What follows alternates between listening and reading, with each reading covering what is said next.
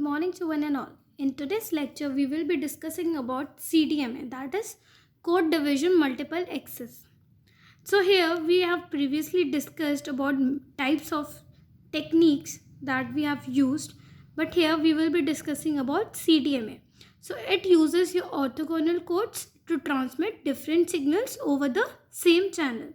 It is used in the third generation wireless communication like your CDMA 2000, WCDMA we have already discussed previously, HSDPA, that is your high speed downlink packet access.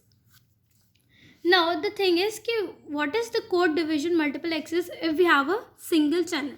Now suppose if we consider a channel, now this is your single channel, this is your channel. Here we have we have 4 users, so these are your users.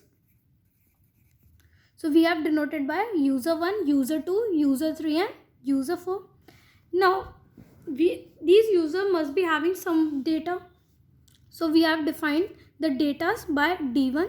So this is the user 1 data, that is D1, D2, D3 and D4. Now after multiplying this data of each user with the codes, we will be getting, because these are codes, so we have to multiply these data with the codes. So we'll get, that is your D1 C1, at user 2 it will be your D2 C2, at user 3 it will be D3 C3 and at 4 it will be D4 C4. So from here we can say that your C1, C2 and C3 and C4 are your orthogonal codes. So if they are orthogonal codes, so we can write it as D1 C1 plus D2 C2 plus D3 C3 plus D4 C4. So what we did, we basically consider the 4 users. If we have a channel and we have 4 users connected to a same or a single channel, each user must be having some data or the other. So these are the data that is denoted by D1, D2, D3 and D4. After that, they will be having some codes with them. So it is denoted by C1, that is D1 C1, D2 C2, D3 C3 and D4 C4. From this we can say that your C1, C2 and C3 and C4 are your orthogonal codes. Now if we consider the data, if you C1 is 1 1 1 1, C2 is 1 minus 1 1 minus 1, C3 is 1 1 minus 1 minus 1 and C4 is 1 minus 1 minus 1 and 1. So these are basically your properties of your orthogonal codes. So we will be satisfying the property of the orthogonal code. Now suppose if we multiply 2 different codes, that is if we multiply C1 with C2. If your C1 is multiplied with C2, so your 1 into 1 is 1, then 1 minus 1, that is minus 1, then 1 1 is 1 plus 1 and 1 minus 1 is minus 1. So from here we get the output that is 0. So we will get the value that is 0. Similarly, if we multiply C2 with C4, if C2 is multiplied with C4, that is your 1 minus 1 minus 1, that will be your 1. Then 1 1 is, then 1 minus 1 is minus 1 and minus 1 1 is minus 1. So we get the value that is 0. Now if we talk about if we multiply the same number with itself, that means if we multiply C3 with C3. If C3 is multiplied with C3, so we will be getting 1 plus 1 plus 1 plus 1, that is 4. Similarly, if you multiply C1 with C1, so that is 1 into 1, 1 into 1 plus 1 into 1 plus 1 into 1, that is 4. So this is basically the property of your orthogonal codes, in which if we multiply 2 different numbers, then we get the output that is 0. And if we multiply the same number with itself, we get the value that is 4. So we can say it is the property of your orthogonal codes. Property of your orthogonal codes. Now, if the data transmitted at user 1 is A1, at user 2 it is A2, at user 3 it is A3 and at user 4 it is A4. Now here we will be also considering a property that your 1 is denoted by A, your 0 is denoted by minus A, and when there is no data transferred, then it is equals to 0. That means that the user is silent, there is no data to transmit over there. So this is basically the property that your 1 is denoted by A. Now we will be denoting 0 by minus A, and if the user is silent, that means no data is transmitted, then it is denoted by 0. Now suppose if we say we have the code that is 1011. So this is basically our code. So at user 1 it will be 1. So your 1 is denoted by A. 0 is denoted by minus A. So user 2 is having 0. Now user 3 is having data that is 1. It is denoted by A. And user 4 is having data 1, that is denoted by A.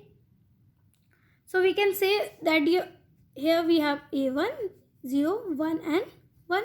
So these are the data D1, D2, D3 and D4. Now if we say that if we multiply this channel with the codes, that means if we have to calculate the channel by multiplying it with the data. Now if we talk about A, for the user 1, your data A is multiplied with the channel that is 1, 1, 1, 1. This is the channel, plus your minus A is multiplied with your next channel that is C2. There will be 1, minus 1, 1, minus 1. Similarly, your user 3, that is A, is multiplied with channel 3 plus A, 1 into 1 minus 1 minus 1. Similarly, the C4, that is your 1 minus 1 minus 1 is multiplied with A into 1 minus 1 minus 1 into 1. So after simplifying, we'll get that is A plus minus A minus A. Just multiplying it, opening the bracket, plus A minus A plus A minus A and A. So we can say that this is the code in my channel, or we can say it is as channel code. You can say it as channel code. So these are the codes that is in our channel. Now if I say if I want to receive the data 2, that is if the user, that is D2, if I want to receive at data 2. So here what we are doing, first we are generating the code, and after that we are decoding that code. So we want to decode what will be our data at the receiver 2. So if we talk about receiver 2, so for that we will be doing the code that is in the channel, that is denoted by CX, is multiplied with the data of your C2, that is 1 minus 1 minus 1 into minus 1. So what we are doing, we are multiplying CX with your C2. CX is getting multiplied with C2. Now here we know your CX is A minus A minus A plus A minus A minus A plus A minus A minus A is multiplying with your C2. So your C2 data is 1 minus 1 1 minus 1. So this is basically our data. Now we will be multiplying this and we will simplifying it further. So after multiplying it with channel 2, see your your one code will be multiplying with the one data over here, that is A is multiplied with 1. So we will get A. After that A is multiplied with minus 1, that is minus A. A is multiplied with 1 plus A is multiplied with minus 1. So it is minus A. Similarly minus A and minus A plus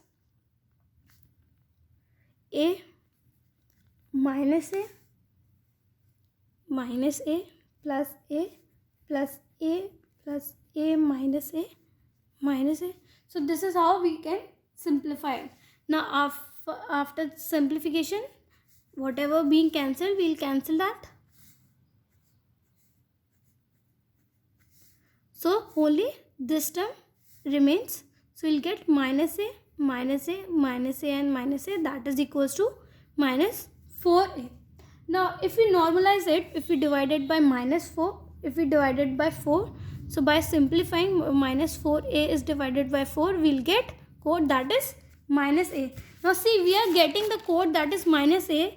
Here we were having, for user 2 we were having minus 2. So your minus a represents the data of your D2, that is user 2. So what we want to calculate, we wanted to just calculate at the receiver side at the user of data 2, and we are getting same data, that is minus a over here. So this is basically the CDMA using your CD random code, or we can say it as we are using your direct spread spectrum in your code division multiplexing. I hope you understand it. Thank you.